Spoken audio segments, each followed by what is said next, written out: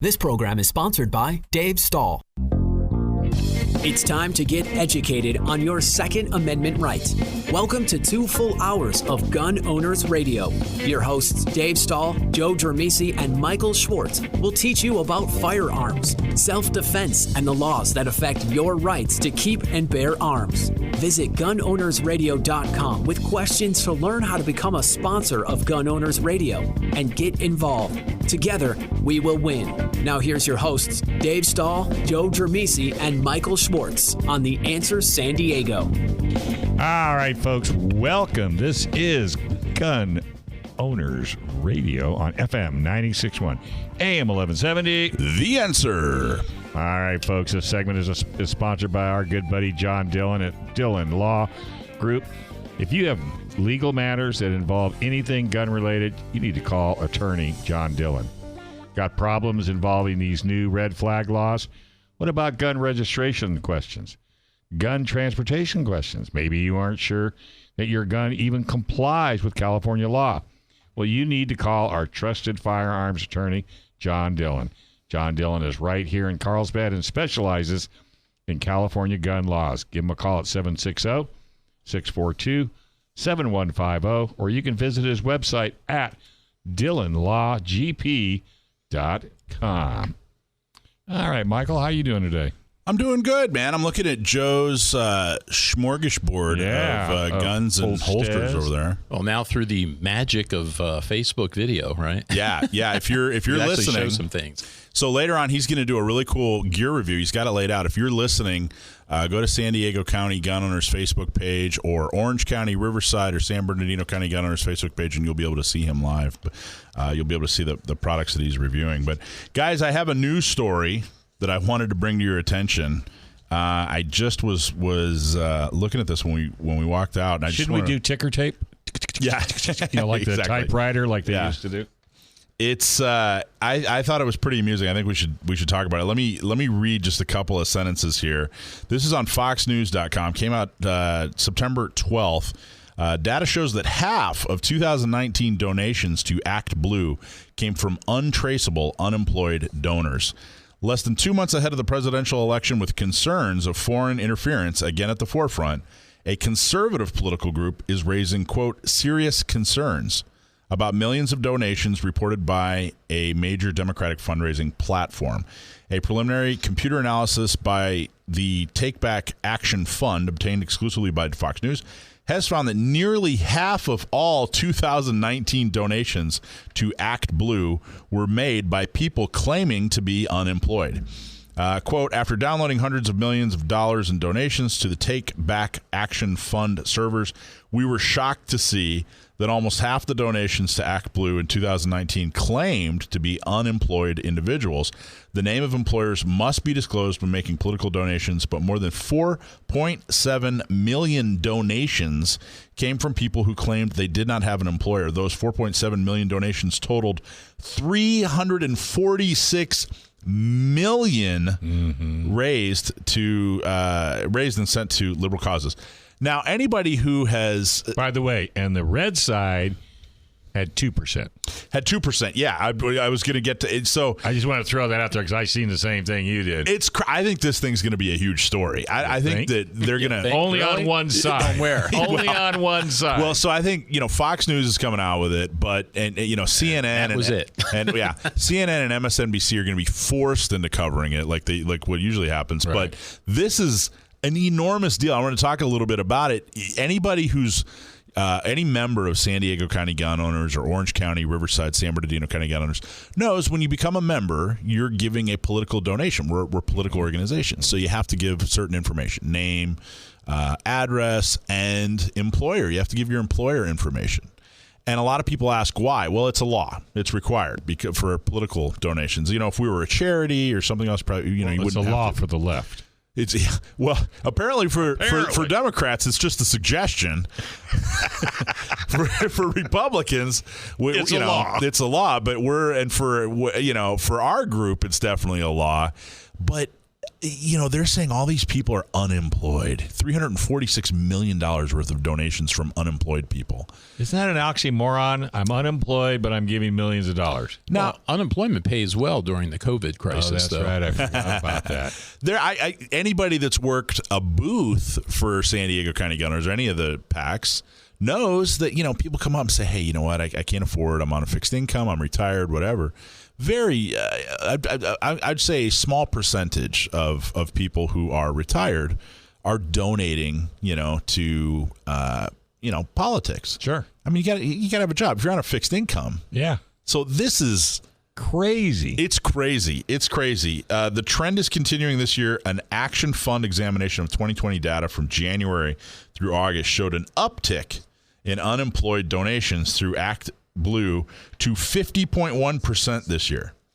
So the question, all right, Mike, so what are you talking about? Yeah, what are you talking, so what's happening?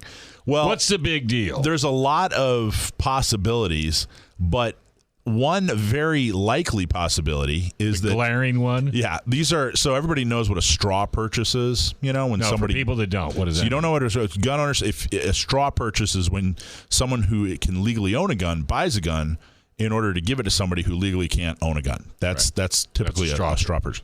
These are possibly the possibility. I can't, we don't know for sure. There's got to be an investigation. These could be straw donations. Mm-hmm. So people that are trying to get around maximums, like, hey, this is the contribution limits, or.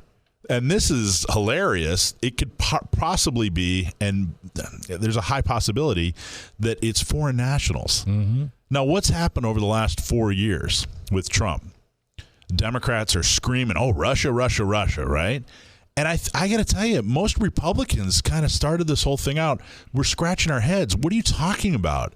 Yeah. There's beaten Russia to death. Yeah. Well, turns out they were projecting. It turns out they were probably projecting. So if a foreign national, foreign country, or some rich foreigner wants to support Democrats, wants to support Biden specifically, then what they can do is donate, make up a name, and then say they're retired.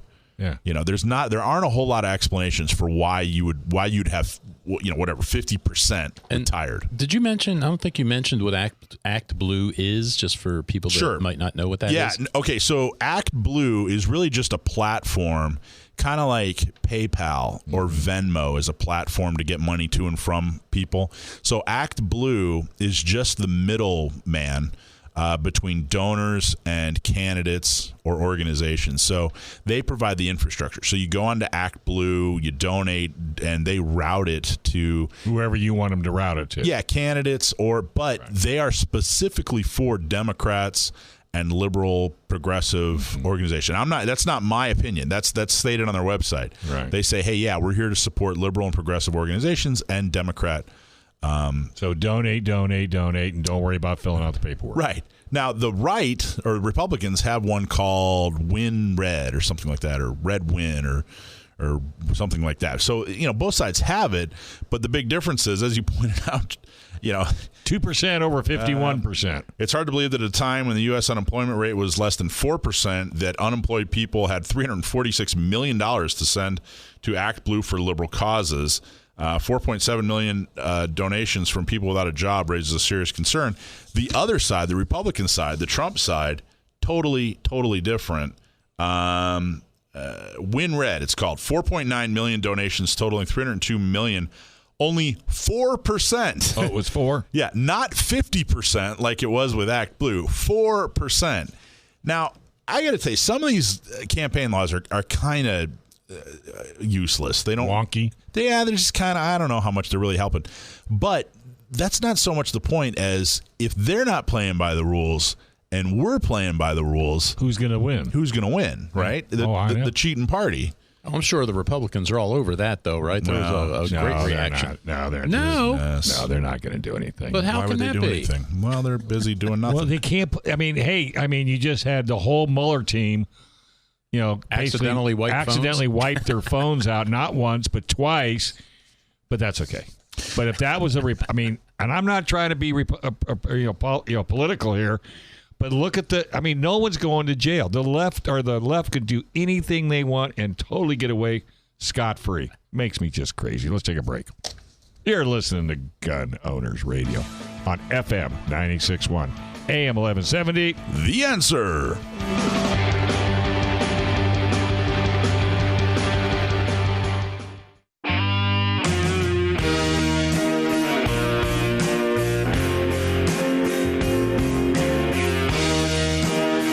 Welcome back. You're listening to Gun Owners Radio on FM 96.1, AM 1170. The Answer. All right. What's the best defense for self-defense? And those horrible new red flag laws. Okay. Firearms Legal Protection. Firearms Legal Protection is a legal defense program for lawful gun owners with a 24/7 emergency hotline. Let them provide the lawyer for you. Call Firearms Legal Protection today. That's Firearms Legal Protection at firearmslegal.com, or you can call them direct at 469-310-9100. Let's talk about shoes. So, we've just been sort of talking about all these different, voting and what have you, but I'm very concerned. I'm really concerned about, these ballots and 800 million being sent out and no way to really tabulate or keep track of them or where they're going to go. It's insanely easy to cheat. Well, yes. Well, and again, too, the rules, when one side, it's like the pirate code. They're not really rules. They're kind of guidelines that they go by. Because like I just saw today, San Francisco is playing with the idea of allowing 16-year-olds to vote in city elections. Yeah, but only local. They don't want to get in. They don't have the power to do anything beyond that. But how can they even do it locally? It's their city, I guess. And then I would want to go down and buy a gun. I think they're trying to turn San Francisco into some kind of liberal stronghold. You think? Maybe they're going to build a wall. Like, why were they doing that? Why do they need 16 and 17-year-olds to vote? People say it can never get worse, and some people take that as a challenge. Right? Let's see what we can do. Well, the threat is if they keep this stuff up, Trump's just not going to leave office. It's just that simple. Well, so this Act Blue that we were talking about in the last segment, this isn't some, Biden-only platform. It's not some national-only platform. I don't know what percent, 70% of the Democrats running for local office who are raising money here in San Diego use Act Blue. This isn't something over there. This is something that's happening in our own backyard. Well, and the other thing with that, too, is if you look at people that think they're donating to Black Lives Matters and helping that organization, that money actually goes right to Act Blue. And I'd heard that a couple of times on different radio shows or news places, and I thought, is that really true? Let me go check that out. And I went to the Black Lives Matters website, and I clicked the donate button, and sure enough, that's what you say. It says everything goes to Act Blue, and it explains exactly what Act Blue is. They're a fundraising organization to try to help fund and elect Democratic candidates around the country. The part of that, let me just kind of hook up. So what happens is if money isn't claimed within 60 days. So if you go in and say, hey, I'm going to give $100 because I care about the organization Black Lives Matter, and it sits there with Act Blue for 60 days, then Act Blue redesignates it as a donation to them, and they say as a part of their infrastructure or as part of their mission is to provide infrastructure for the Democratic Party. So really, that's the connection. So when people are donating to Black Lives Matter, there's a strong possibility that it's not being routed to Black Lives Matter. What organization is that? Is there a 501 or a 50, or a PAC that call Black, or is it just sitting there with Act Blue and they're using it however they want? Right. Well, so let me just ask this. Okay, so let's say they did get all that money. So they're going to use it for TV commercials and stuff like that, right? Yeah, hire people to campaign, use it for commercials, use it for voter outreach. Yeah, Okay. But it doesn't necessarily mean that it's going to make a difference at the election. Well, it depends. The things that people do during elections are very effective. One of the most effective things organizations and candidates do during the election season is get people to show up to vote. Because every election, 30-40% of voters show up. So that means 60 to 70 don't. So it's not so much. So everybody thinks. But it's not a guarantee that the left is going to win. No, it's no guarantee. But everybody thinks that the elections are a battle of changing minds, and that's not really what it is. No. Everybody pretty much knows where they stand on different issues. Yeah, no one's changing your mind, and no one's changing my mind, no matter what they say, whether it's the truth or not the truth. By the way, I don't know if you happened to hear Trump's speech last night, but when the left came out with that ad with him standing over the grave of a military personnel, and he was using the two words about the military. This was in France, and the only reason he didn't go is because the weather. The weather. And 25 people on his cabinet are saying that none of this actually happened. Yeah. He comes out and he says, it was the most disrespectful commercial I've ever seen, so now I'm going to be vicious. Now he's going to be vicious. Well, because he says, now you've given me the opportunity. All the gloves are off. Yeah. I will be vicious. Well, so Tim, and it's actually kind of frustrating because you see people on one side and people on the other side, debating, and what they're not really doing, they're not really debating. No. They're just throwing words. They're yelling at each other. The most effective thing that people can do is get people who would not have shown up to vote to show up to vote. Right. That's what you're not going to change someone's mind. No. It's just not going to happen. And I got to say, in all honesty, because the left is just almost as bad as the right. The left has been taking comments from Biden and only taking out what they want out of the statement he made. Like when he says he's going to defund the police. Actually, he said the police were the enemy. Well, if you listen to the whole comment, the fact that the police roll into your neighborhood in a SWAT vehicle that's an ex-military and they've got guns he says that the public will look at that as the military and think of them as the enemy.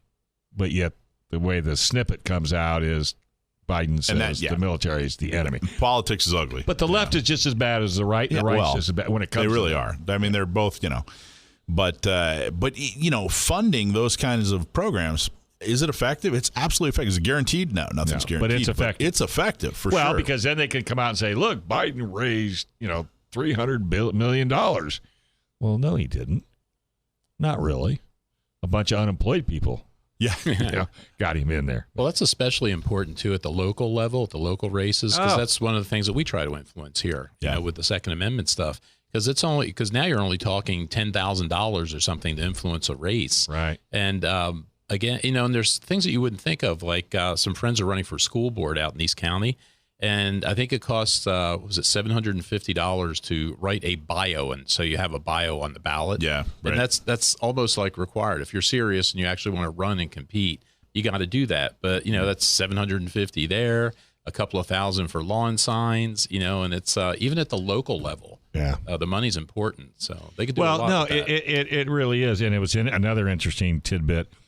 Like 80% of the Republicans are going to physically go in to vote, and 80% of the Democrats are going to mail in. You got to go in. Everybody listening, you have to go into your poll and vote. Do not mail this in. And if they don't have a poll in your area because they've taken them away, go down to the registrar's office. Right. Turn your ballot in there. Yeah, it's going to be a pain. Yeah, you may have to stand in line, but you have to make your vote count. And we're not telling you who to vote for. We're just saying make your vote count. Yeah, if you have an absentee ballot and you can walk it into the county registrar voter, that's getting it directly to the county registrar of voters offices is by far the most secure thing to do. But I've been saying for years it is enormously easy to cheat votes. I mean, it's just enormously easy. And then that whistleblower came out and wrote that article, last week, and described exactly what anybody that's been around voting knows. We all know. Yeah, of course. It's I would never do that because it's a couple reasons. I would never do it because it's illegal and immoral. Right. But the other thing is, it really takes an organized effort. Even the small races, you got to win, but you have to swing them by 100, 200. Right. The bigger races, it's 10, 20,000. Right. So, drumming up that many votes takes a real organized effort. But if you send out 800 million, that kind of narrows the odds. Right. And if you have paid staff that can organize that for 6 months. Right. And nobody's checking them and nobody's, verifying signatures or not cleaning up the registrar's list of people that have passed away, moved away, any of the above. And it just makes me crazy that the public, the general public, left or right, would accept this. So I was telling Joe before the show that I kind of, when this whole thing started, the voter fraud, mail-in and everything, when it started heating up, I thought that Republicans were kind of making a bigger deal out of it than they should. And I thought, come on, this isn't a big deal. What changed my mind was how passionate Democrats are about winning. Well, about mail-in voting, and I thought, well, why do you guys even care? Like, what? And if they care about it that much, it means it's going to help them win. See, that's where Trump screwed up again. What he should have done was say, folks, do not go to the ballot. Mail everything in. Do not go to the ballot because we got to get you to mail it in. Please don't go to the ballot. Yeah. Then they'd have said, oh, geez, what's he got going? What's he got cooking? Right. What's he got cooking? Right. If I was Trump, I'd change my tune right away. I'd say, you know what? You're right, folks. Don't go down. Mail that bad boy in. But there's nothing more suspicious than the passion from Democrats that they have for mail-in ballots. And they don't realize that we see through that? I mean, or is that just me? I don't know. I don't know. It's a good question. I think that it's one of those deals. I think if you're passionate enough, you're loud enough, and you say it often enough, it becomes reality. It becomes your truth. If you lie enough, you will eventually believe the lie without a shadow of a doubt. But, all right, what do we got coming up next? Well, so in the next segment, we're going to talk about the shooting socials. We had 2 really great shooting socials, so I think I want to just talk a little bit about those and talk about the future and of shooting socials and what they are and what we did. How to get involved. Why it's important. And just have a little discussion about the shooting socials. Practice. Well, we just did Responsibly Armed Radio this morning. We had a really good segment on, getting prepared. How do you prepare your parents? How do you prepare family members in the event of a break-in? And I've learned what I'm going to do, honest to goodness. In my house, I have a walk-in closet, or like an area where you can go into the closet. Mm-hmm. I'm going to get a solid door and have that put in. Nice. With a double lock, top and bottom, because that's where I keep all my weapons anyway. And if there's ever a situation, at least there's a place to go. Like a panic room, kind of a panic room, yeah, a secure room. I like it. Have a cell phone in there, that way you can call. Because the minute you go out, if you shoot anybody, you're just in for so much trouble. It's just going to be ugly. Well, anyway. Nobody wants to shoot anybody. No, not at all. All right, let's take a quick break. You're listening to Gun Owners Radio on FM 96.1, AM 1170. The Answer. There's more Gun Owners Radio with Dave, Joe, and Michael to come on The Answer San Diego.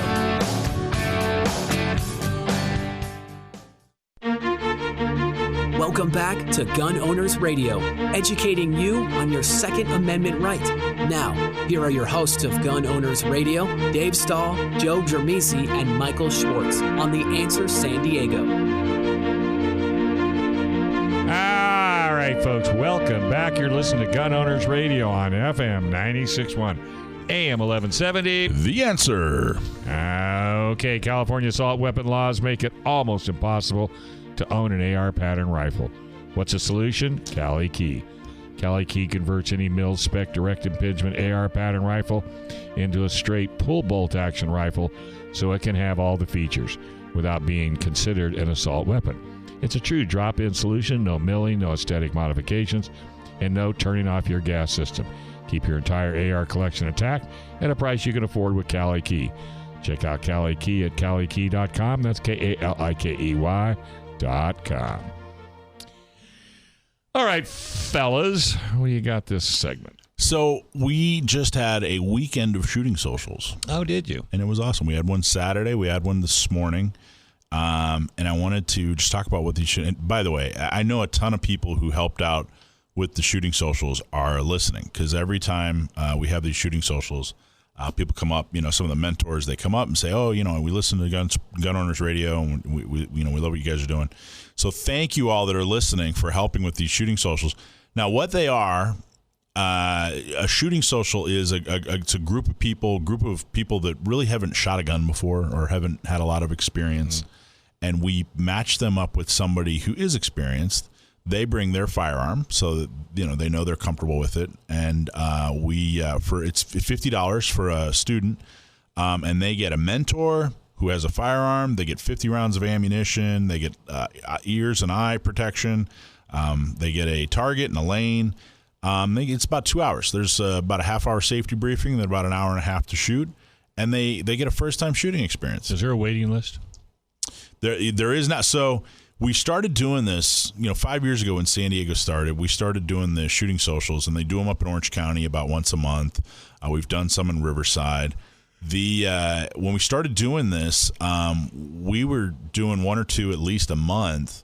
And then interest kind of fell by the wayside there for about a year and a half. And really what happened was the interest in CCWs kind of took over. So ever since COVID and the riots started, there's been a huge renewed interest in, because we have so many new gun owners. Mm-hmm. So we opened it up again, and boom, now there's a waiting list. Well, let me know ahead of time because I want to send my wife and her girlfriend.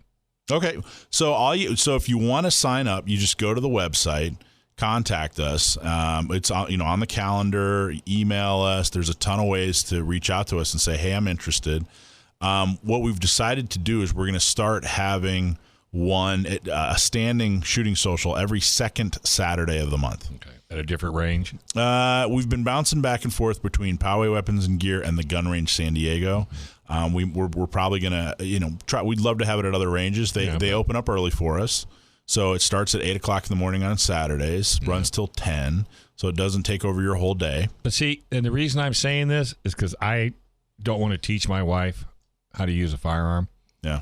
Only because I think it'd be better if she learned from somebody other than me. It's just like teaching your wife how to drive a car. I think they gain more knowledge from it, and sign up her and her girlfriend because that way she'll feel comfortable going with some. She won't shoot with her girlfriend, but she'll get there with her girlfriend, and her girlfriend can get with a professional. And $50 if you just walk into any range. If you walk into any range, first off, if you hire somebody. Now, this is, by the way, something really important. This is not a substitute for training, professional training. Yeah, it really isn't. This is just a first-time shooting experience. Just kind of, I tell people it's not a 101 class. It's an intro. Does she bring her own gun? No, the mentors provide their own. They provide their firearm. They bring their firearm. Right. But $50 if you just walk into a range and you rent a gun and you rent a lane for a couple hours and you buy ammo and a target and eye and ear protection, you're definitely going to go over $50. Easy. So it's a nice, affordable way to just kind of get a little bit of a, it's one of your San Diego neighbors just, putting an hour aside on a Saturday morning and saying, here, let me just kind of show you how this goes. Let me take some of the mystery out of it so that now you can go take a professional class. But $50, nobody's making it. I call them friend raisers. They're not fundraisers. They're friend raisers because people really enjoy it. Well, and I agree. And like I said, my wife's only gone out one time. Yeah. I mean, she fired the 9mm Smith & Wesson I bought, this Mossberg, and I got a revolver out of the rental fleet. And all three were within an inch and a half grouping. Well, and it's interesting to see the different groups. Yesterday was just a group of people off a waiting list, and they all had fun and they loved it and they enjoyed it and it was great. This morning was a group called Guns and Moses, which is we know those guys. Yeah, Jewish shooting group, business owners. Some of them, all walks of life, but typically they meet about every other month, and it's kind of a core group of people. But this event, this shooting social, was specifically designed for people who had never shot before. So their typical meeting, Guns and Moses, are people that train together and friends and whatever. But this was brand new people, and some of the folks who were there this morning were present at the synagogue in Poway when they had their horrible tragedy massacre, and that must have been a little somber. It was therapeutic, and it was. Some of them described it as very empowering. And the mentors, the people that the volunteers that show up with their firearm and teach, were really touched by that. Mm-hmm. And we didn't really talk about, for no particular reason, we didn't really announce, hey, it's Guns Mo. We just say, hey, it's a shooting social, new shooters. So they didn't really know what they were walking into. Mm-hmm. And then some of the mentors came up after and said, yeah, my mentee, my student, was at the synagogue. One lady, her daughter, they'd actually taken active shooter training, and her daughter helped save a bunch of people because she knew what to do, how to escape and evade. And that was very it was kind of emotional for some of the mentors as well. But it is very empowering. I used to do a lot of mentoring for Women on Target. The NRA's got a program called Women on Target, and it's all women who are new shooters. And seeing how empowering that was it's just amazing. It's some of the best activism you can do is teach people how to shoot for the first time. Right. Well, without a shadow of a doubt. Yeah, you're not saying nothing over there. No, I was going to say the same thing Michael was saying. The Women on Target thing is another great alternative. We do 4 of those a year up at the Lemon Grove Rod and Gun Club, and we've got one that's sold out now on October 15th. But the other one, the next one's in January, and that's opening up too now. And those are really great. It's the same idea. It's all women, and we match them up with a mentor. And a little bit different up there, what we do is they'll spend an hour shooting handguns, then they'll switch and spend an hour shooting shotguns. They'll switch and spend an hour shooting rifles. So, again, another good first-time shooting experience, but that's another great program as well. Yep, Lemon Grove Rod and Gun Club. Is that $50 too? Yeah, I think that might be less than $50. But if you go on their website, just go to Lemon Grove Rod and Gun Club, look on the calendar or look for events, and scroll down there until you see the Women on Target. It's always on a Sunday, so you can just search the Sundays. Well, since I live in Alpine. Yeah, it's right around the corner from your house, probably, right off of Tavern Road and Second Truck Trail. Yeah. Right. Yeah, so I hear them all the time, so that'd be a good place to send her. And I always like to send her with somebody she knows so she's comfortable. But it's amazing, and we've watched. I've seen people who came to a shooting social to learn.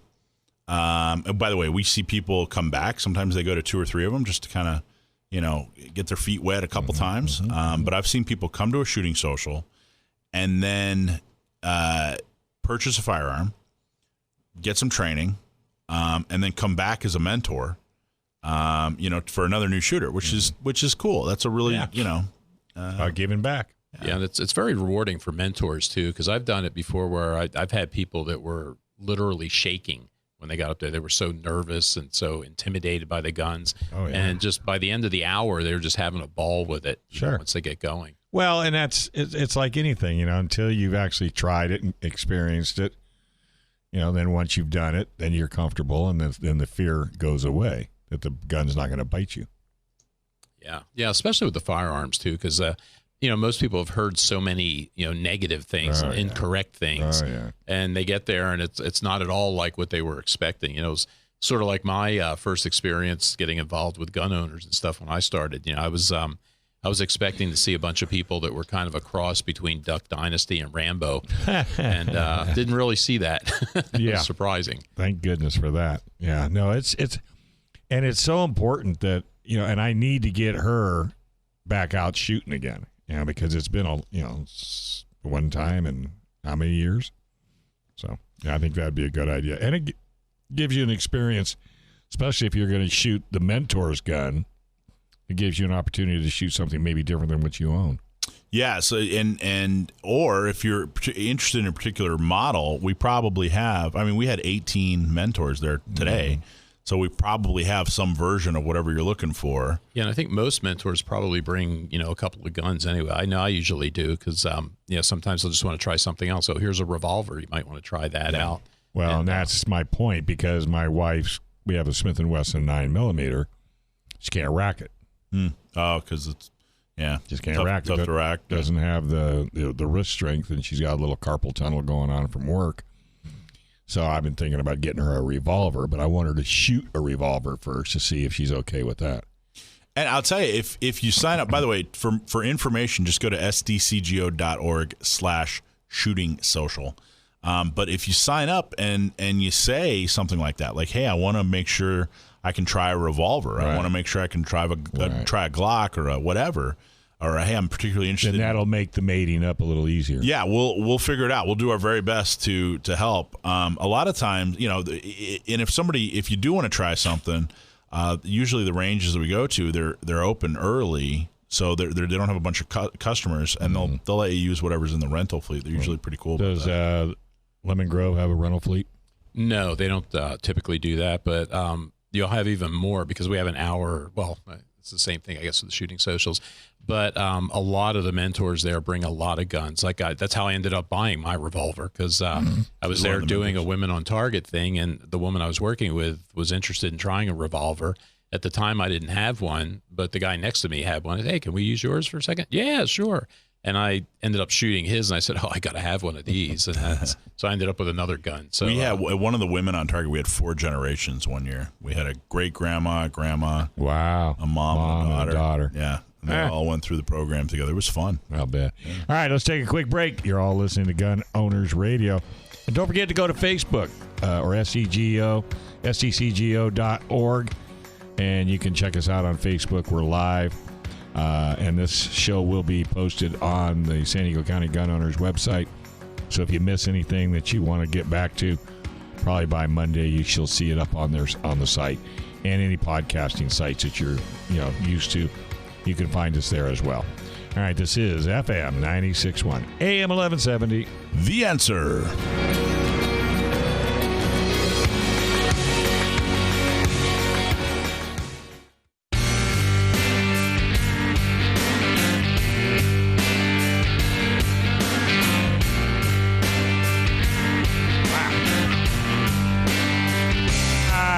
Folks, welcome back to Gun Owners Radio, FM 96.1, AM 1170. The Answer. All right. This segment is sponsored by the Gun Range San Diego, the best shop and range in town. Are you a new gun owner, an experienced gun owner, or somewhere in between? Check out the Gun Range San Diego on Balboa. Great customer service, fantastic staff, all the latest inventory, and they are great people. I call them the Nordstroms of gun ranges, just not the Nordstrom price. They're all about service. Open Sunday through Thursday, 10 to 7, 10 to 10 on Friday and Saturday. You can call them at 858-573-1911, or just go to thegunrangesandiego.com. Hey, Jason, we got you in the house. Hey, Dave. How's it going? Good, man. How are you? Doing fine. Keeping real busy. Real busy. A lot of guns coming in. I'm glad it's cooling down. How it's cooling there now. Oh, yeah. No kidding, man. It was brutal there for a while. Yeah. Oh, yeah. We're just keeping busy. A lot of guns have been coming in lately. A lot of good pistols, Glocks, Springfield XDs, things like that, with a little bit of regularity, which is nice to see. Every week, 2 weeks, we're getting a box of a good 10, 15 guns in. That's real nice to see. Lately, our latest batch was a whole mess of Springfield 1911s, which are some of my favorite guns. So, yeah, we're having a good time with those. A lot of customers are happy about that. Do you feel like we're turning a corner?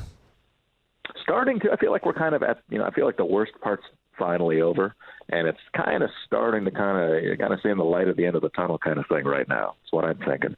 Still going to take several months to, maybe even over a year to recover, but it's finally starting to look up. Well, so with all of these, gun manufacturers being gobbled up and eliminated, the roster's still what it is. Right. How are you seeing, is it the gun manufacturers that are still in effect, are they actually starting to catch up? Is that what you're saying? They're starting to. A lot of manufacturers are focusing more on their guns that are more profitable for them. For instance, SIG. I spoke to a SIG rep a couple months ago, and he said that he thinks the company is more focusing on the guns that really do well for them, which are unfortunately for us in California, the SIG P320 series and the 365 series pistols. They're not really focusing on 226s and 229s right now, which are the real breadwinners for SIG in California. 320 and 365 are not legal for civilian purchase in California. So, yeah, that's what we got going on for there, and same with other companies such as off the top of my head, Smith & Wesson is focusing a lot more on revolvers just for California right now.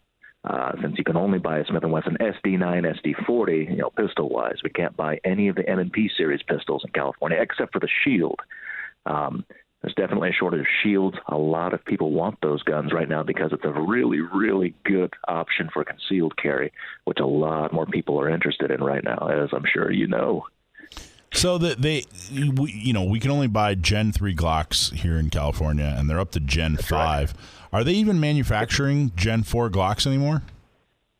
I don't know, but I've never asked about that. That's a good question, I don't think that. I'm sure they do. Yeah. It's just an educated guess. I'm sure they do, but it's definitely not going to be to the extent that they're making the 5s. Almost nobody. Police officers can buy Gen 4 and 5 for listeners who don't know about the roster of guns in California. Almost nobody buys a Gen 4 anymore except privately. So if they do, it's not a lot. I don't know if they do or not. Yeah, it's not going to be a lot. They're focusing on the 5s.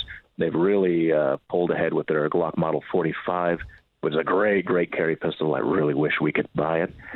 But, that's where Glock's at right now. There's definitely still making the Gen 3s just for us. It's just for California. That's the thing is I really think they'd have stopped making the Gen 3s if there wasn't a roster in California. There must be a demand.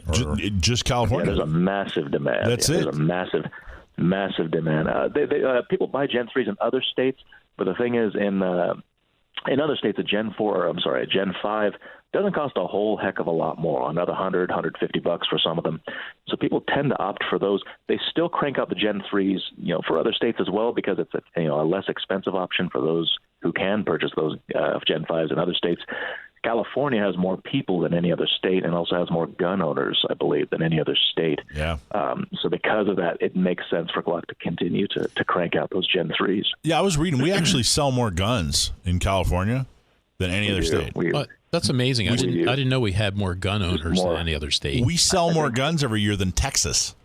And yet we have the situation we have. Yeah. Yet we have the situation we have. It's just we have far more people than any other state, and it's just a numbers thing. We just have more people.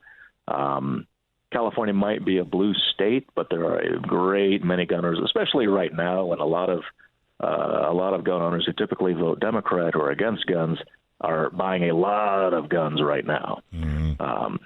So that's just a fun fact.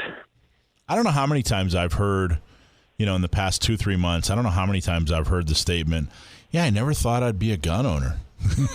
I've never, you almost never ever heard that before, and now you hear, every other day, every other day you hear like, I didn't really think I was going to be into guns, or hey, I didn't think guns were really a good thing, but now I think, kind of like one of those things now, every day almost. Well, hopefully we can get a lot of these new gun owners involved because, I've always said that if gun owners were just more engaged and more involved in California, we wouldn't have a problem. I mean, there's enough of us here to, to defeat a lot of this stuff. They just, for some reason, they're just not engaged or something. It's weird, but things may be changing.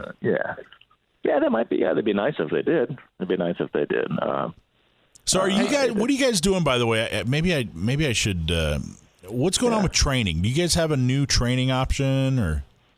We still got the same thing. The Get to Know Your Gun class. It's just $75 for a half hour. I think it's a half hour for a one-on-one training session. And John Goff and Manny are your two instructors? Yep. Okay. Yep. John Goff and Manny Mendoza, both really good guys, ex-cops, great experience. Great deal of experience. Both those guys are great. They know what they're doing.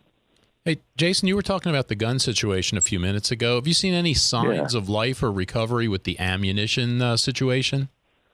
The ammo's still not looking too great. We're kind of grabbing ammo whenever we can. It's definitely slowing down. I was really hoping that it was picking up with the gun sale, like the pistols we're seeing more of.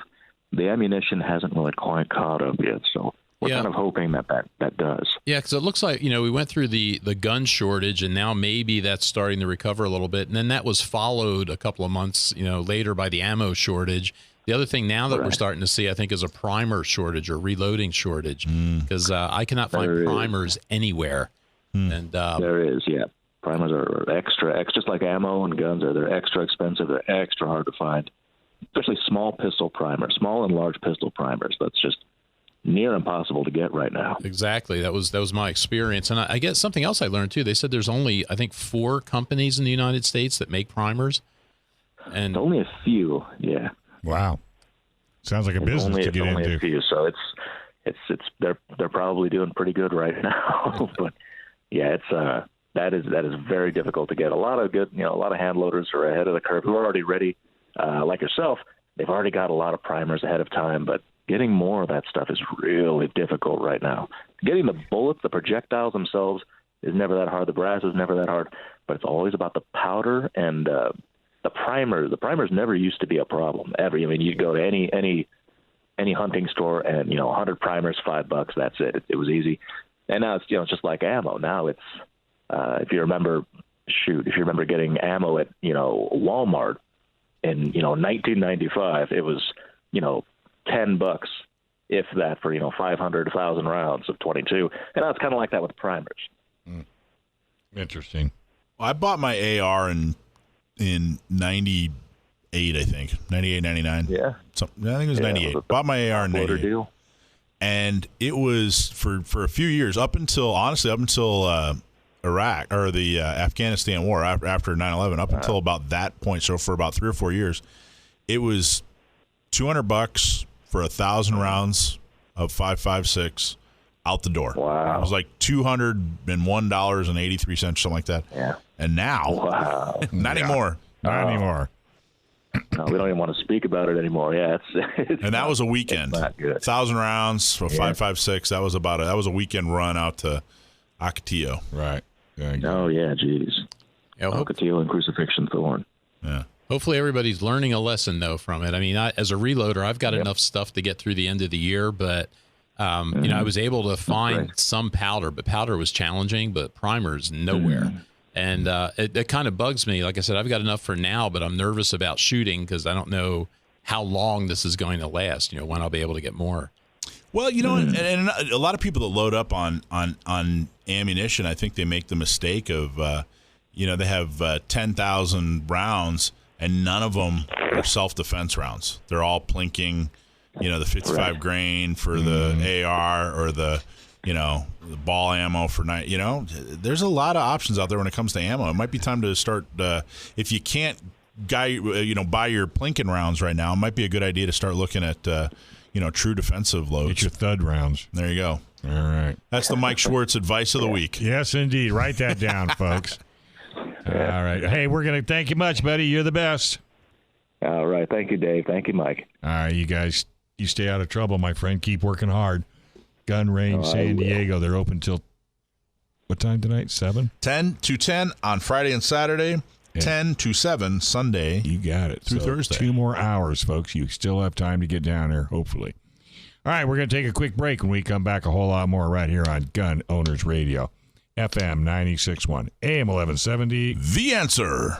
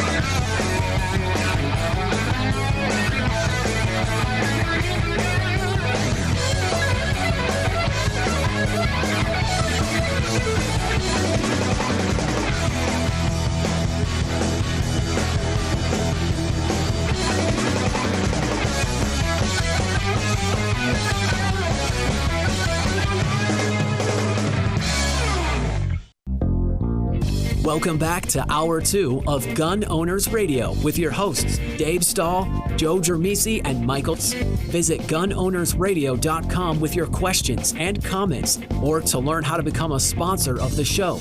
Time to get involved and get active. Together, we will win. Now here's Dave, Joe, and Michael on The Answer San Diego. All right, folks, welcome back to Gun Owners Radio, FM 96.1, AM 1170. The Answer. Self-defense and emergencies can happen to anyone, and unfortunately, the justice system may not be on your side. While you protect your family and property, U.S. Law Shield is here to defend you 24/7, 365 days a year. With a comprehensive self-defense coverage at an affordable price. Bad guys don't take days off, and neither does our coverage. Get a plan from U.S. Law Shield. Check them out today at uslawshield.com. All right, Joe, what do you got for us today? So today what we have is we're talking about the magazine ban and the friend of the court brief, I guess, that the San Diego County gun owners got involved with. And what we were talking about, everybody's familiar with everybody except me. Everybody's familiar with the magazine ban that they have going here in California. The large capacity. Yes, or the standard capacity as it's known around the rest of the country. Right. But yes, the large capacity magazine ban. And we got a ruling last year, I guess, by Judge Benitez, who said that ban was unconstitutional. And that resulted in our 1 week of freedom, I guess, when Californians legally purchased millions of magazines during that week. And then the stay that Judge Benitez imposed was, I guess, lifted. Is that what it was? Enjoined. The stay was... Yeah, there was an injunction on the stay. There we go. That's what happened. Wait, right? It's like you got to do algebra. No, it's like a double, triple negative there. Yeah, I think he put an injunction on the or the stay was on the injunction, and then he enjoined the law. Yeah, and then the state appealed it, and then he stayed his injunction to lift it. Yes. Okay, that's how it was. Yeah. So what that comes down to is for a week you could buy magazines that everybody else in the country could buy. So. Then that went back to the way it was pending appeal. So a couple of weeks ago, a 3-judge panel of the Ninth Circuit heard the appeal, and they supported Judge Benitez's ruling, saying that it was indeed unconstitutional, and it was a 2-to-1 vote.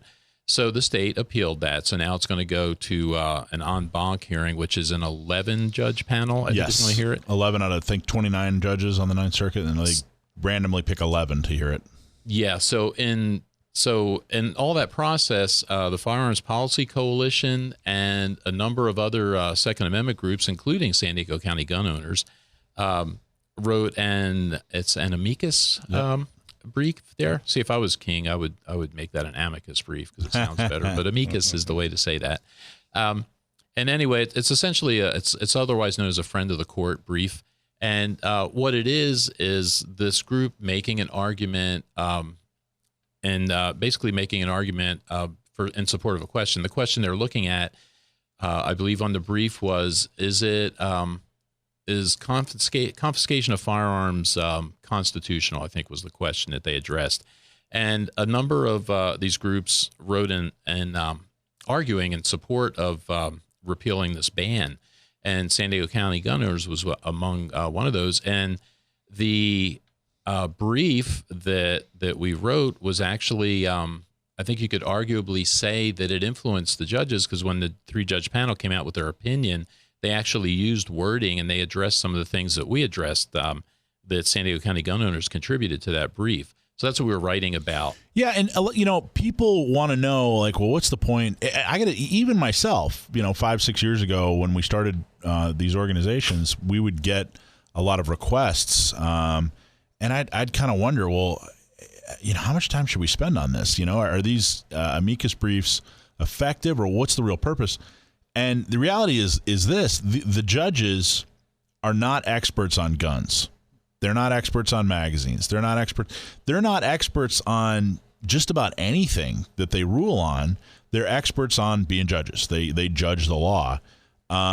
So I've found that it's crucial for people that are experts on guns and are experts on magazines and the Second Amendment to get a argument in front of them. So there are organizations out there that say, hey, you know what? I think that the judge should rule this way for this reason, but then they need somebody to sign on to it. So they reached out. I get contacted fairly often for people, who say, hey, we want to do this amicus brief, we want to do that. And we don't sign on to everyone. But this one in particular was, I thought, very, very well thought out and very well written. And they made a really strong case. And what that does is it allows the judges who are looking to decide on this, even judges who philosophically go, yeah, I think I know how I'm going to rule on this. You basically have to show them, hey, here are the words to describe what your philosophical decision is. From 30,000 feet, both the judges who ruled with us probably already knew, well, we're not going to, this is unconstitutional. But giving them the argument and showing them, hey, here are the proper words to use. Because if you don't do it right, then you're giving the other side, all kinds of problem or all kinds of ammunition to give you problems. Well, and what's good about it, too, from an activist point of view, it's, creating one of those briefs and submitting a brief like that is an opportunity for citizens or experts, in our case, to get some information in front of the judges that are actually going to make the ruling and make the decision. Right. And in this particular case, it seems like that worked out pretty well for us. Yeah. In lawsuits, there's very little you can do as an activist when it comes to lawsuits, unless you're the attorney or you're the plaintiff. Really the only, or the judge. Really, the only thing you can do is write a check to make sure that the attorney can pay their bills while they're fighting the case. But that's it. I mean, there's really just about a dozen people or so that can actually work on a lawsuit. But these amicus briefs are a way, and that's really one of the reasons they reached out to us. They said, hey, you guys are an activist organization. This is an argument that an activist organization should make, and this is why it's against the Second Amendment and unconstitutional. So it's something that we put a lot of thought and effort into, and it paid off pretty big. Because, I mean, if you look at the decision, when you read the decision, I mean, you just about cut and paste from our amicus brief to huge swaths of their decision. Well, and the interesting part, too, the point that we were talking about in there was that the magazines are not unusual and dangerous. Is that how it was worded? Right. They're not unusual. They're not dangerous. They're not primarily used for crime or murdering people. They're very common. They're also crucial to, a magazine in general is a crucial part of a firearm. It's not an accessory. You have to have this magazine to make the firearm, go boom. And and if you read the brief too, the brief is written really well, I think, and mostly in layman's terms. I mean, it was easy enough to understand. And there's a link to it in the article, which we will publish tomorrow morning at dawn for sure. But I'd advise everybody to take a look and read that brief because it was very enlightening, and it was actually surprising and enjoyable for me to read. I hadn't read it before, the whole thing. And it's a very interesting read, and it's very worthwhile taking a look at.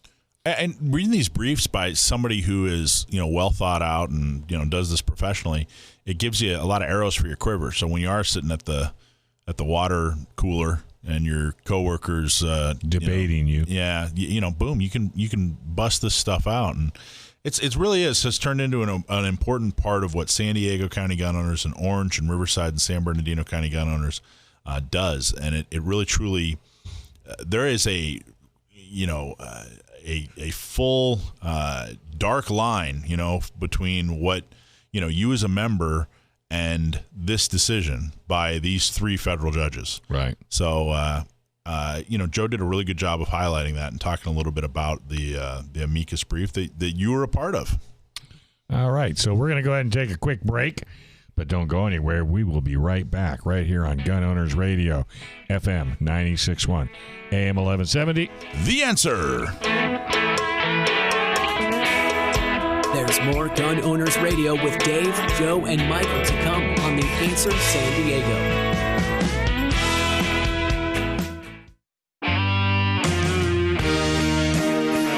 Welcome back to Gun Owners Radio, educating you on your Second Amendment right. Now, here are your hosts of Gun Owners Radio, Dave Stahl, Joe Germisi, and Michael Schwartz on The Answer San Diego.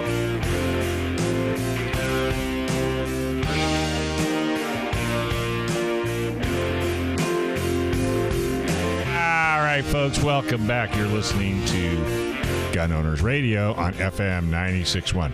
AM 1170, The Answer. Oh, sorry, I stole it. Go ahead. What am I, The Answer? The Answer. No, I blew it. Hey, folks, PRMI Mortgage sponsors this segment. PrimeRes.com/Alpine. Home mortgage interest rates have dropped. And if you're looking to buy or refi, or if you're considering a reverse mortgage, call our local mortgage guy that you can trust. Call Chris Wiley at PRMI Mortgage. For nearly 25 years, Chris has been helping local San Diegans with all their mortgage needs. Give Chris a call at 619-722-1303 or just go to primeres.com/Alpine. All right, we got Joe Dramisi up again. He is the holster man. So if you go to Facebook or go to actually San Diego County, SDCGO.org, click on the Facebook page, you'll be able to see what Joe is going to display. He has a whole slew of holsters, everything for 9mm, revolver, and you name it, he's got it. All right, so what we're going to talk about today are leather holsters, actually, from a company called Simply Rugged. And if you just Google Simply Rugged, they've got a great website, lots of pictures, lots of holsters and things like that. Did they send all those to you? No, I've bought all those over the years. There you go. But they may send me some now because they got more. These aren't all of them. So that's an important point. These are your personal products. You're not being paid. We're not being sponsored. This is just personal. I like sharing information. Yeah, that's a big part of what we do. And those, if you've been listening to this for a while or reading my stuff for a while, you've seen me evolve in this concealed carry journey. Anyway, from starting out with plastic holsters, the hybrid holsters, and then I finally got into to leather holsters and outside the waistband kind of leather holsters, which is what I do now. And Simply Rugged makes a great holster. They've been around since 2004. A guy named Rob Leahy started it, and they're out in Arizona in the Prescott area, and they make leather holsters. They're handmade, semi-custom type leather holsters. So I own 3 of them, and I thought I'd bring them in just to show you. So the first one here is kind of a plain vanilla holster. You can see I've got this from my 1911, and the 1911 here is this is actually the Springfield 1911 that we were just talking about. If you're listening to the segment with Jason from the Gun Range San Diego, they have a bunch of these in-house. And this is a nice mid-range 1911. It's about a $700 gun, but I needed a holster for it, and I wasn't looking for anything fancy or anything like that. So I ended up with this, they call this their CUDA model holster, and it's just a real standard, it's a pancake style holster, which means essentially it's constructed with 2 pieces of leather. They use the Herman Oak leather, which is the same kind of high quality leather that I think Wright Leather Works uses. We talked about Wright a couple of months ago. But it's just, essentially it's 2 pieces of leather sewn together like this. They mold it specifically to your gun. So you tell them what kind of gun you have, and they make it specifically for that. But it's a very nice, solid holster. It's very well made. I ended up getting, along with it, a magazine carrier as well. And so this is a dual magazine carrier, and works really well. And the style I got here just clips in the back. There's 2 snaps, and it just snaps onto your belt. But this is kind of the very plain model here. The next thing, moving over to this one here is their DEVCON 3 concealed carry holster. And this will work inside the waistband or outside the waistband. You can get it with these 2 clips that clip on here into these holes like that. So you could wear this inside the waistband or outside the waistband. Works really well. I use this for my I use this for my Glock 19, which is what I carry typically every day. And you can see it works really well. It fits really nicely. It's very comfortable to wear. It's very easy to draw from.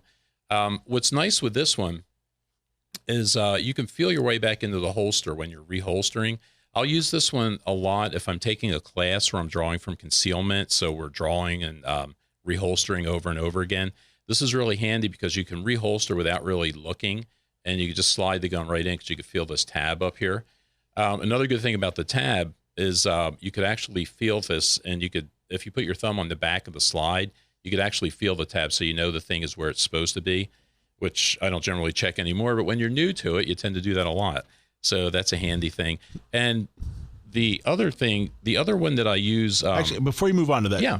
So I see how that fits outside the waistband. The belt would go through those 2 holes. Mm-hmm. How does it fit inside? So inside the waistband, you've got these 2 clips, yeah, and they clip into these holes. So the clips would be out here like this. Let's see if I pull this apart here. So the clips would be here on the outside. I see. The holster would fit inside your waistband, and then this clips around the belt. Gotcha. Okay, so the only thing sticking out of those loops. Yeah, what you'll see is the loops. Yeah, and your belt will probably be up around here someplace. Okay, and it works well that way. Again, it's kind of an evolution that you go through. Because, like I said, when you first start with the concealed carry, you're always worried about printing. I got to get something small. It's got to be hidden. And then after you get more comfortable, it's, I don't need to worry about that so much. Yeah. So you get more for comfort. But what I wanted to point out, too, the holster that I use now is this Wright Leatherworks holster. And you can see these two things are almost identical. I mean, if you hold them over each other, they look pretty much the same. Yet on me personally, if I'm wearing this one, for where I wear it at about the 4 o'clock position on my hip, I can get in and out of my back pocket with my cell phone with this holster on. So I tend to wear this one.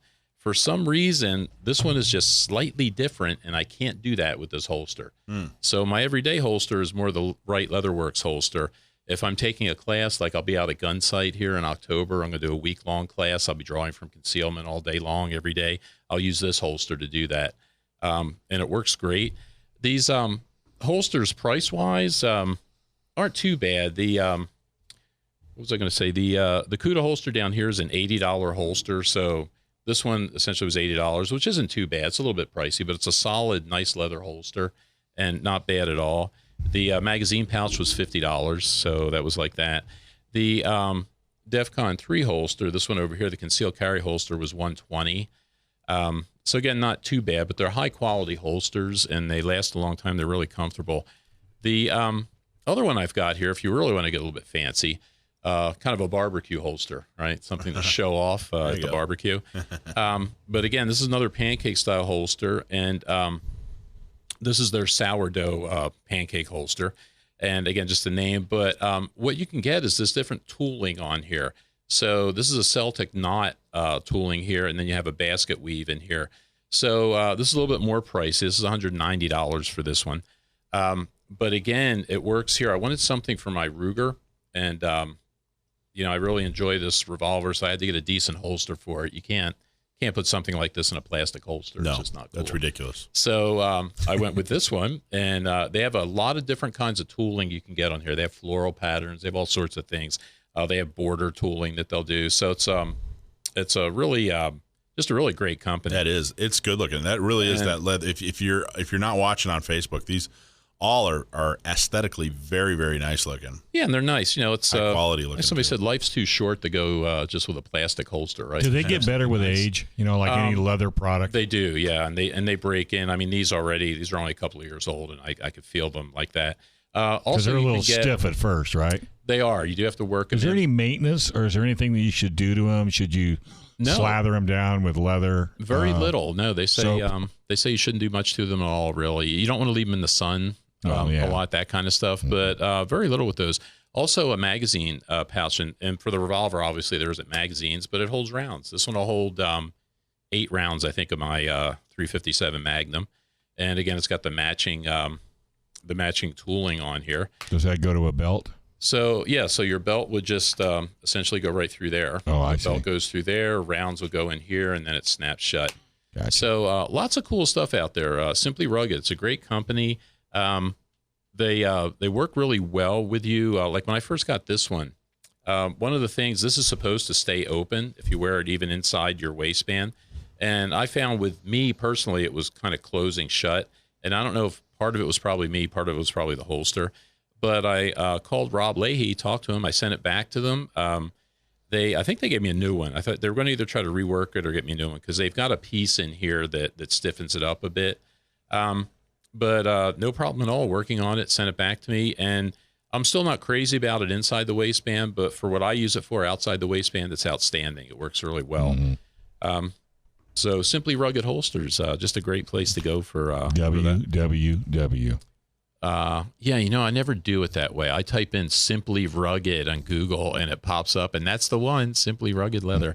And they do, in addition to holsters, they do belts, which I've got a couple of their gun belts as well. So a really good leather shop.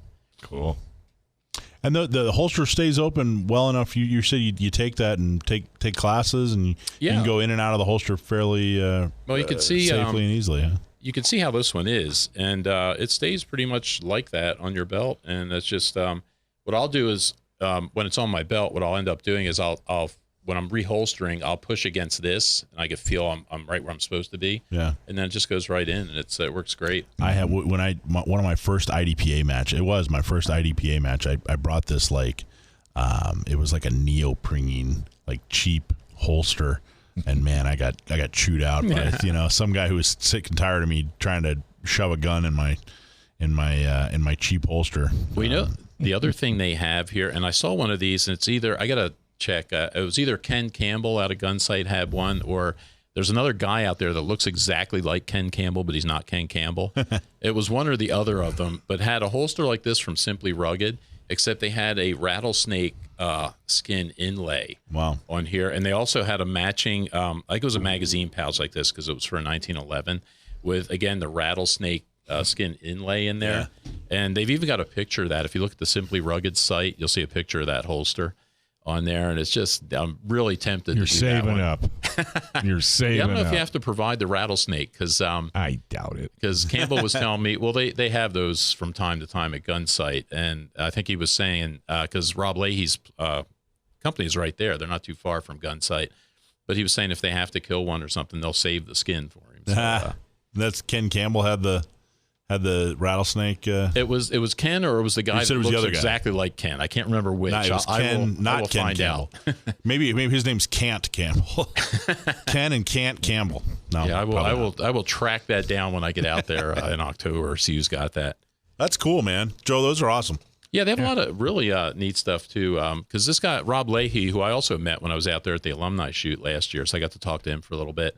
But I think he grew up in the Arizona area, but then he spent years up in Alaska, and that's where he actually started. When he started his company, he was up there, and because he couldn't find the holster that worked for him for the stuff he was doing up there, and so that's where they started actually making these holsters in the kitchen, and then they progressed out to a garage, and then they moved back down. They decided to go to a warmer climate. They moved back to Arizona, and it's still a small company. There's about 8 people, I think, that work there, but awesome. Nice handmade holsters. All right. Well, cool. All right. So we're going to go ahead and take a quick break. You are listening to Gun Owners Radio on FM 96.1, AM 1170. The Answer.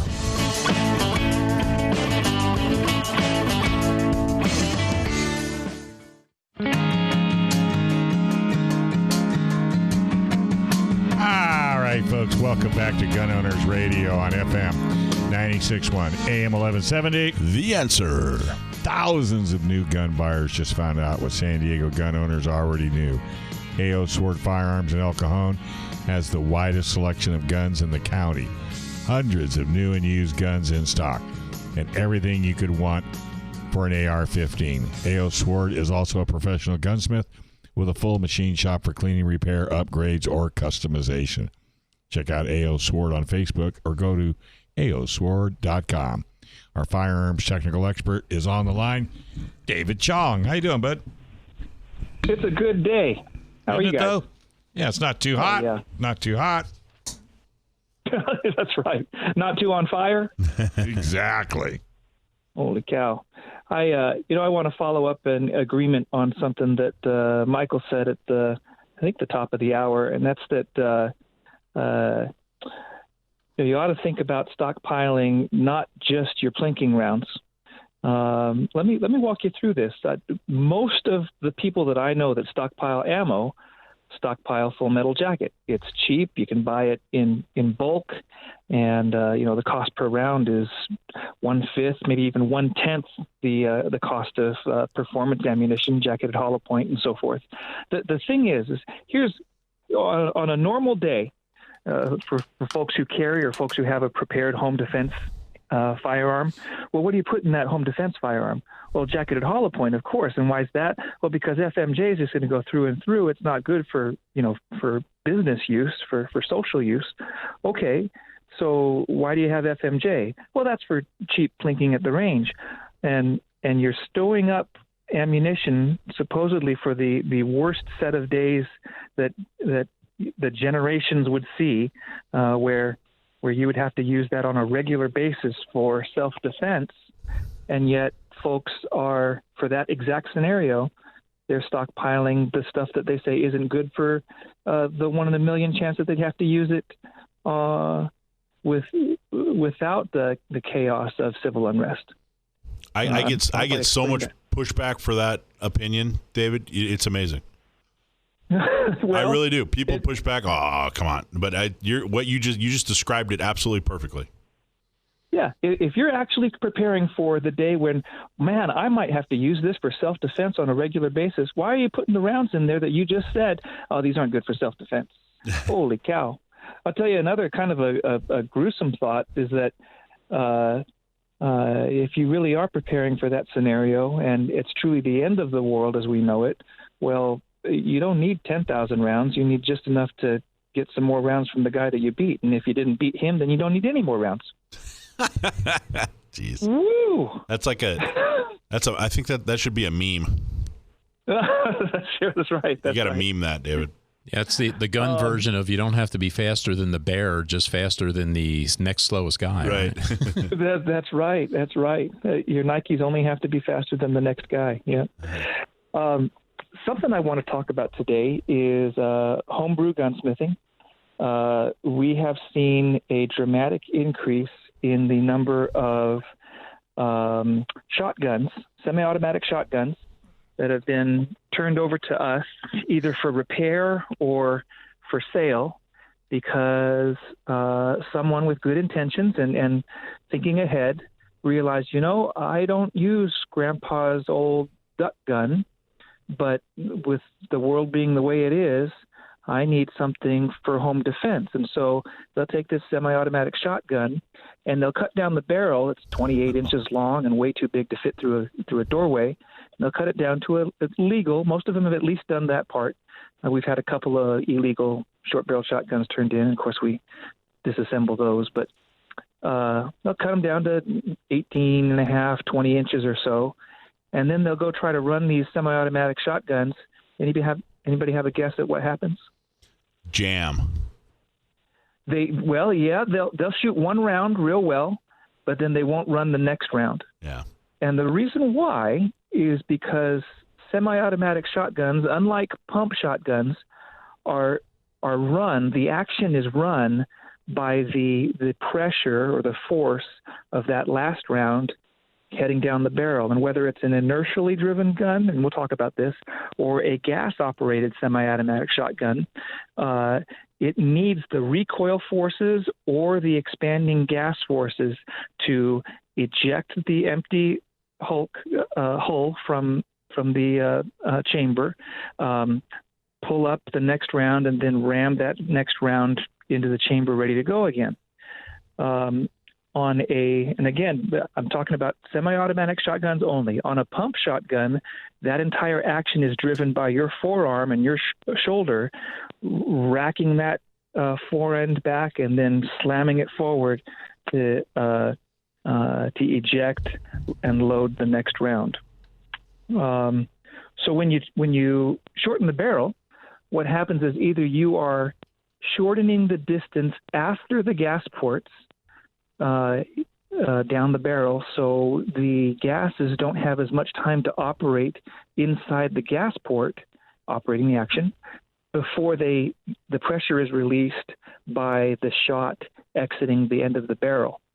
And so you get a low pressure cycle and the gun jams. Either you get a failure to eject or a failure to load the next round. On an inertially driven shotgun, what'll happen, there is no gas return. The gas goes straight out the end of the barrel. But what'll happen instead is now the reciprocating mass of the entire shotgun is too low to overcome the spring tension behind the bolt. And so that bolt doesn't come all the way back into the stock or at the end of the receiver. And once again, you get a short stroke and a failure to eject or a failure to load. This can be fixed at your local gunsmith, but it can be anywhere from a fairly inexpensive fix, changing out the recoil spring, to a fairly expensive fix. On some of the gas-driven guns, it's very hard to get to the gas ports, and those have to be precisely milled oversized so that more gas can reciprocate the action more quickly before the gas escapes at the end of the shorter barrel. So, do you chop down barrels for people, or does it even make financial sense for someone to do that, or should? Absolutely. Yeah. Okay. It can get complicated. So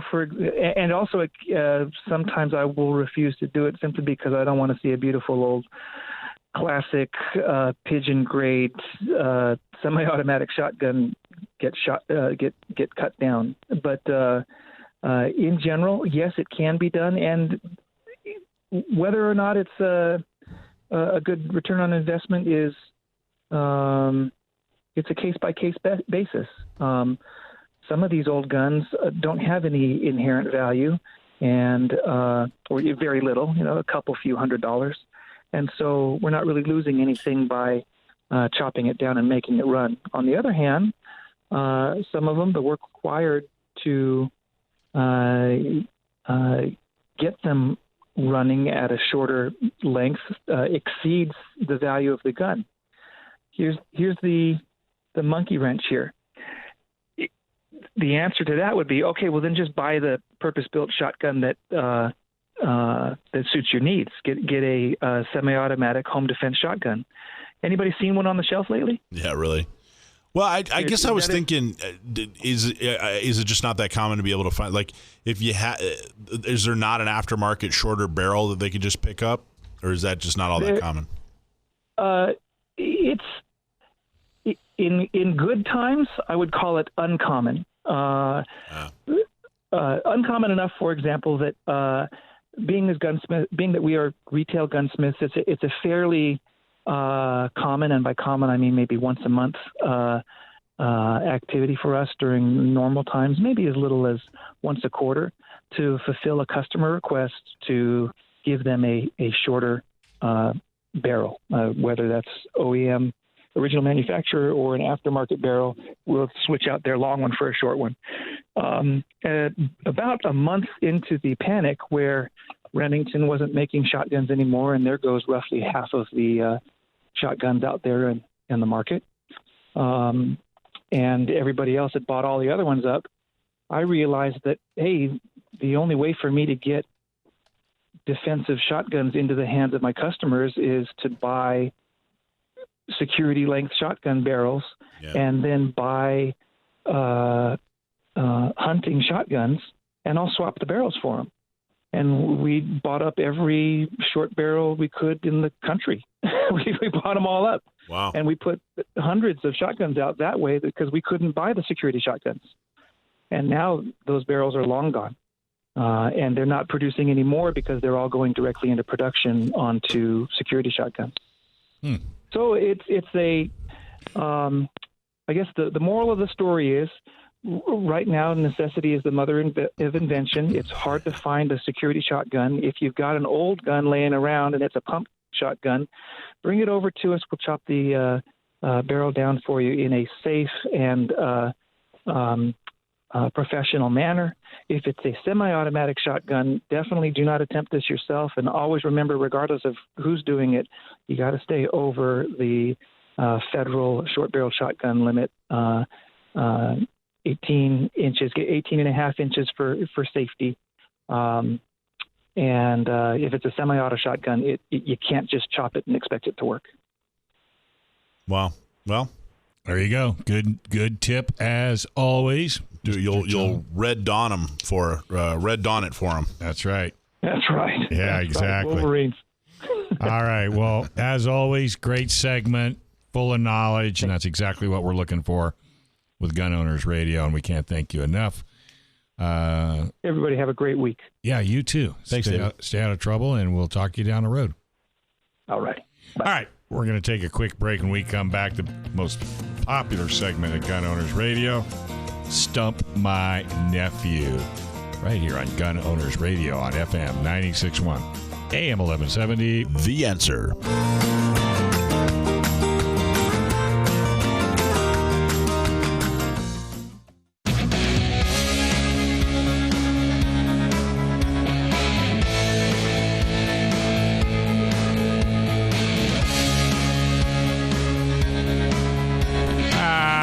folks. Welcome back. You're listening to Gun Owners Radio on FM 96.1, AM 1170. The Answer. Hey, pod listeners, make sure you listen to the first hour of this podcast as well as the second. Please support all our great sponsors. The Gun Range San Diego at... What did I do? Did I lose this page? You must not have cheated me. Yeah. Oh, there it is. Welcome back. And don't forget to thank... Well, I just was thanking our sponsors that we get to broadcast and bring you this best Second Amendment content in the nation. So please, right now, check out the website of Attorney John Dillon, U.S. Law Shield, Firearms Legal Protection, The Gun Range San Diego on Balboa, A.O. Sword in El Cajon, PRMI Mortgage, and get yourself a Cali key. Need to find out more information or sponsors? Go to gunownersradio.com. Well, here we are, folks. Our most popular segment every week. You write in, ask a question of Sam the Gunman. If we use your gun trivia question, we'll send you a San Diego County Gun Owners shirt, which has scientifically been proven to improve your marksmanship. And if you stump Sam, then we will send you a shirt and a hat. So without further ado, and by the way, the shirt doesn't work.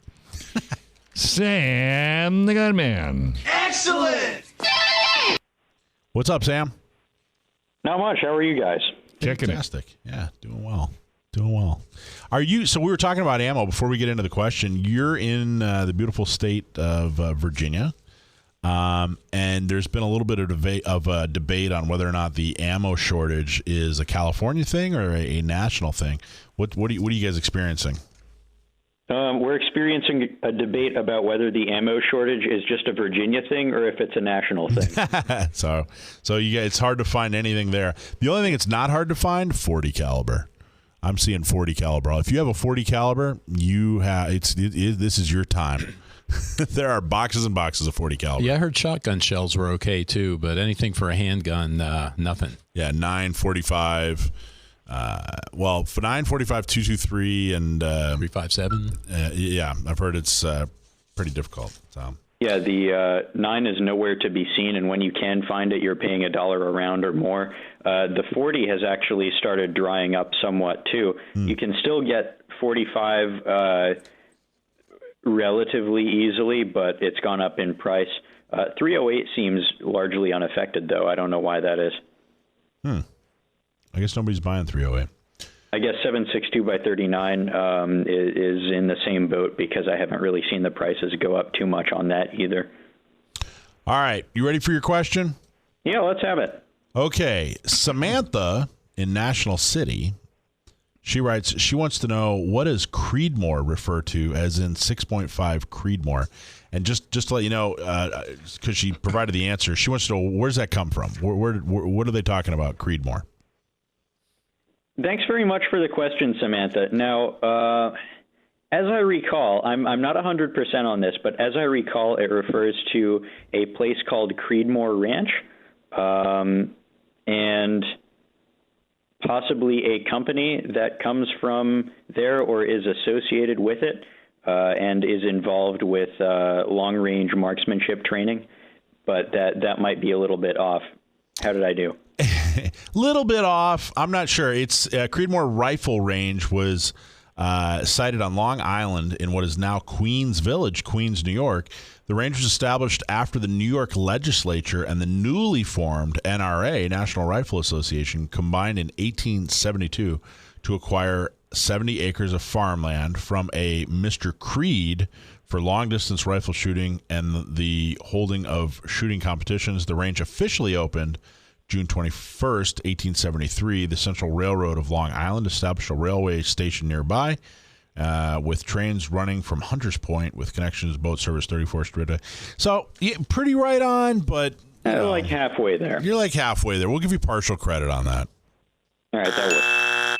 But that's what everybody's talking now. I guess they have... I'm not even sure if it's still active, to be honest with you. I didn't do a bunch of research on it.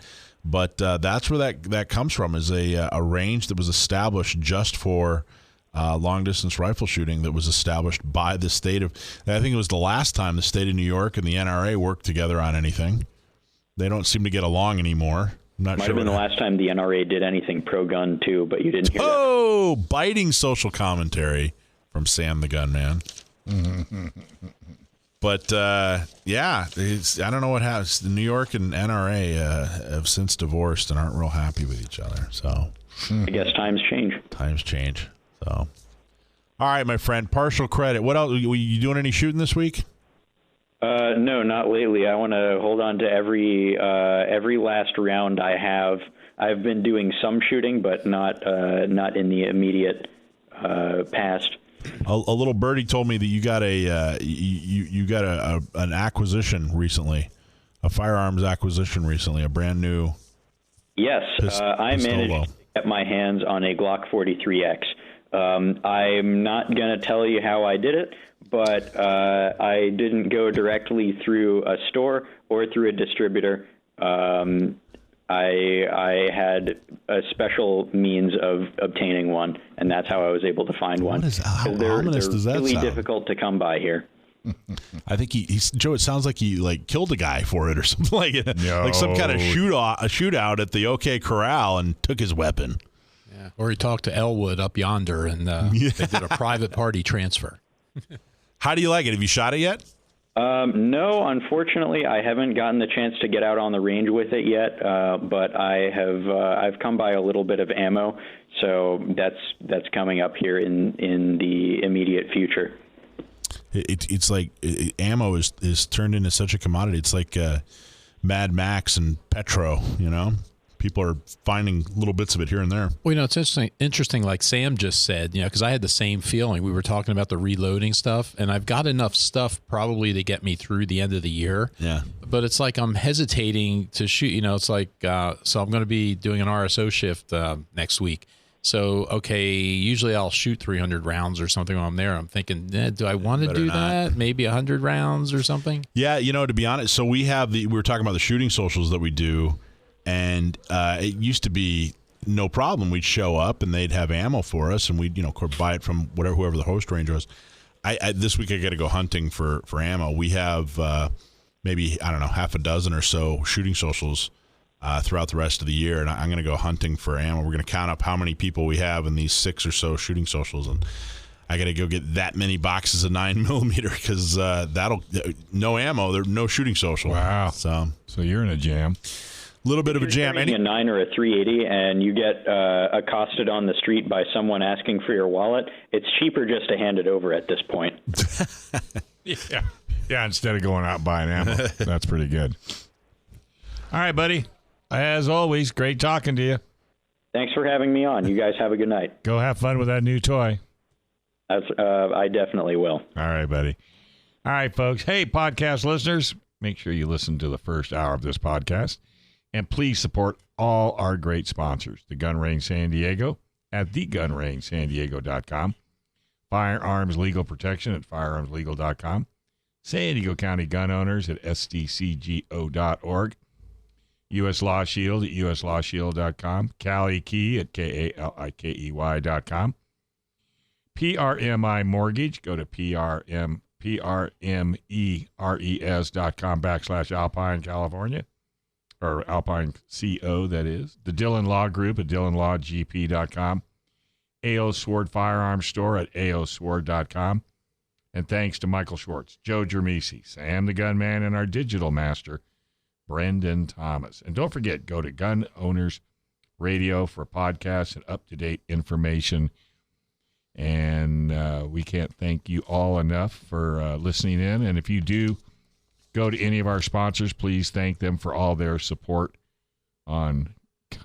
Especially, that's something pro Second Amendment you can do today is go visit our sponsors' website. Just go visit all of them. Click around.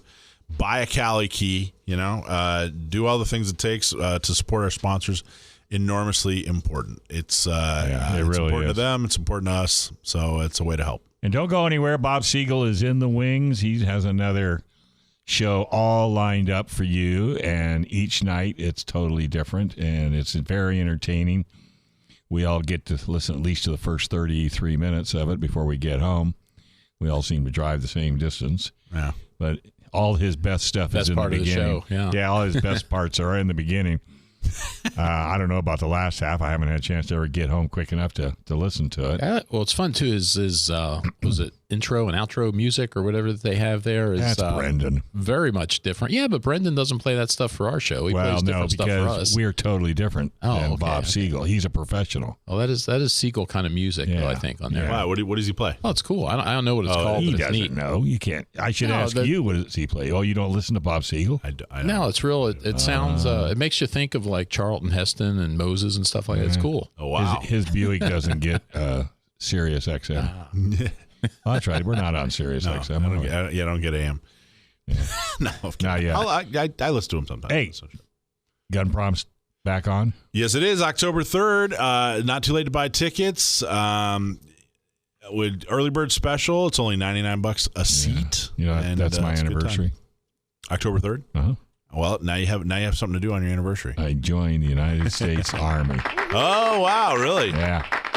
That date is embedded in my brain, just like my RA198323666, which is my military number. It's funny how that works because that's how I remember my wedding anniversary, because I went into the Navy on August 19th, got out 6 years later on August 19th, and got married a year after that, August 19th. Well, that's one way to do it.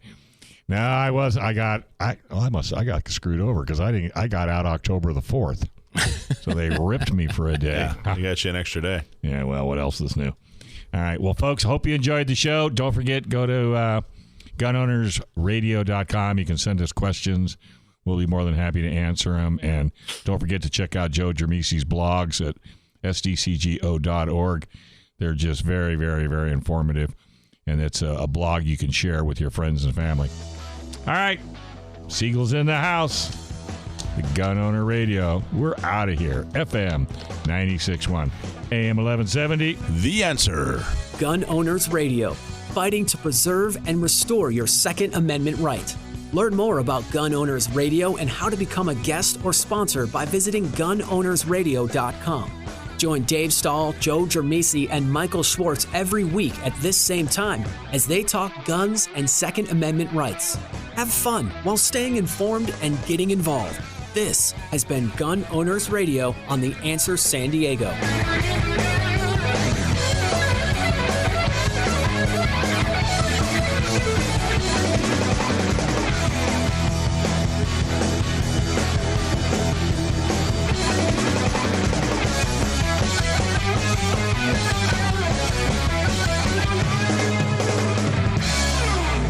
This program is sponsored by Dave Stahl.